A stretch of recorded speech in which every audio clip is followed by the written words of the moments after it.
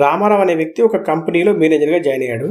ఆ కంపెనీలో ఉన్న ప్రతి ఒక్క డిపార్ట్మెంట్కు అతడే బాధ్యత. ఆ డిపార్ట్మెంట్ హెడ్స్ అందరూ అతడికే రిపోర్టింగ్ చేస్తారు. ఇంకొక రకంగా చెప్పాలంటే ఆ కంపెనీ లాభ నష్టాలు మొత్తం అతడి పెర్ఫార్మెన్స్ పైనే ఆధారపడి ఉన్నాయి. రామారావు యొక్క కమ్యూనికేషన్ స్కిల్స్ అద్భుతం. ఏ ఇంటర్వ్యూకి వెళ్ళినా వెంటనే సెలెక్ట్ అయిపోతాడు. అతడికున్న నాలెడ్జ్ అమోఘం. మెకానికల్ ఇంజనీరింగ్ సబ్జెక్ట్లో టెక్నికల్గా అతడితో ఎవ్వరూ గెలవలేరు. మొదటి రోజు మీటింగ్లో అతడికున్న నాలెడ్జ్ గ్రహించి డిపార్ట్మెంట్ హెడ్స్, స్టాఫ్ అందరూ అలర్ట్ అయిపోయి బాగా కష్టపడి పనిచేయడం స్టార్ట్ చేశారు. ప్రొడక్షన్ కెపాసిటీ ఒక్కసారిగా పెరిగిపోయింది. ఆ ప్రొడక్షన్, ఆ క్వాలిటీ చూసి మేనేజ్మెంట్ కూడా బాగా సంతోషిస్తున్నారు. ఇప్పుడు నేను చెప్తున్న స్టోరీ నిజంగా జరిగింది. బహుశా మీలో చాలా మంది ఇలాంటివి చూసే ఉంటారు. ఇక ఆ కంపెనీలో ఒక 10-15 రోజులు పోయిన తర్వాత మళ్ళీ ప్రొడక్షన్ తగ్గుతూ పోతూ ఉంది. క్వాలిటీ కంప్లైంట్స్ వస్తున్నాయి. మెషిన్ బ్రేక్ డౌన్స్ ఎక్కువైపోయాయి.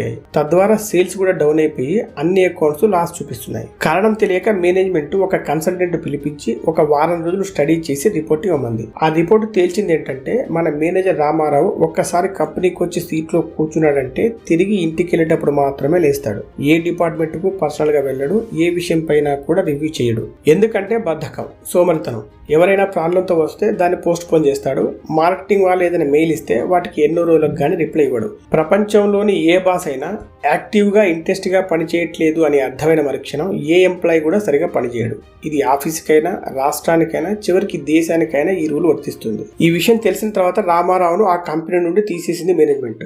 అదే కన్సల్టెంట్ ద్వారా ఇంకొక వ్యక్తిని ఇంటర్వ్యూ చేసి మేనేజర్గా పెట్టుకున్నారు. అయితే ఇంతటితో రామారావు కథ అయిపోలేదు. అతడు ఏమనుకున్నాడంటే, ఈ కంపెనీ ఓనర్లందరూ డబ్బులుండి బాగా బలిసిన పనికిమాల వెధవలు, నాకు మీరు జాబ్ ఇచ్చేదేంటి, నేనే ఒక చిన్న కంపెనీ పెట్టుకుంటానని అనుకుని అక్కడ ఇక్కడ 20 లక్షలు పోగు చేసి ఒక fly ash bricks company start చేశాడు. Production, sales, quality, maintenance, dispatch, accounts లో మనుషులు పెట్టుకున్న day and night phones, mails వస్తుండేవి. అతడు నిద్రపోవడం కూడా తగ్గిపోయింది. 2-3 నెలల తర్వాత అర్థమైంది ఏంటంటే, తాను ఇన్ని పనులు చేసుకోలేను అని. ఎందుకంటే తనకున్న బద్ధకం కారణంగా. అతడికి ఇంకొక విషయం కూడా అర్థమైంది. ఎంటర్‌ప్రెన్యూర్లు పనికిమాలిన వారు కాదు. ఎన్నో కష్ట నష్టాలు ఓర్చుకొని తమ డబ్బును, తమ సమయాన్ని, తమ శక్తిని, తమ నాలెడ్జ్ ను ఉపయోగించి ఒక లక్ష్యం కోసం కష్టపడే అద్భుతమైన వ్యక్తులు అని. ఆ తర్వాత రామారావు తన కంపెనీని అమ్మేసి తిరిగి వేరే ఉద్యోగం వెతుక్కొని అందులో జాయిన్ అయిపోయి ఇప్పుడు జాగ్రత్తగా ఉద్యోగం చేసుకుంటున్నాడు. ఈ మొత్తం ఎపిసోడ్ లో మనకు అర్థమైంది ఏంటంటే, మనలో ఎంత మేధా సంపత్తి ఉన్నప్పటికీ, ఎన్ని స్కిల్స్ ఉన్నప్పటికీ,